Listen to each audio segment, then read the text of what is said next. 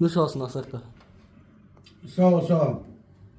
Salam, hər vaxtınız xeyir olsun, dəyərli izləyicilər. 37.000 manata 6 sotda 3 otaqlı. Kürdaxana qəsəbəsindəyik, dəyərli izləyicilər. Avtobus bu yolundan 700-800 metr ara məsafədə. 6 sotda 3 otaqlı, 90 kvadrat.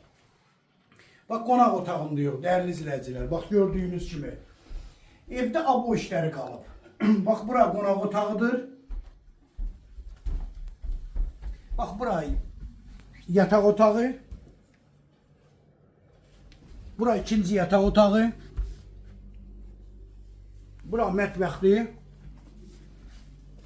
Bütün kommunallıqları da var da hamısı. Bura sanitar qovşağı.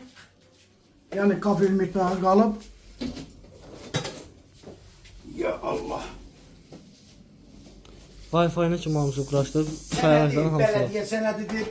Dəyərli izləyicilər, ev şəxsi özünə tikilmə evdir. Hal-hazırda da evdə yaşayış var. Həyətində qəşəng meyvə ağacları, gülləri, çiçəkləri, kommunallar hamısı 24 saat. Su Yəni bir şoçası. sözlə gir yaşa evdir. Sadəcə yüngül kosmetikaya ehtiyacı var. 6 sot torpaq sahəsində 3 otaqlı sənəd bələdiyyə qiyməti 37.000 manatla. Yəni heç bir yerdə olmayan qiymətdir, şok qiymətdir. Bu günün tekbotudur, dəyərli izləyicilər. Yəni kim istəsə nömrəm səhifəmdə var. Buyurub səhifəmdə əlaqə saxlaya bilərsiniz. Nömrəmi götürüb əlaqə saxlaya bilərsiniz. Göstərdiyim tərəfləri. Burası ağaclı zatlıdır, biraz Ağaclıqda keçmək olmur o tərəfə. keçmək olmur.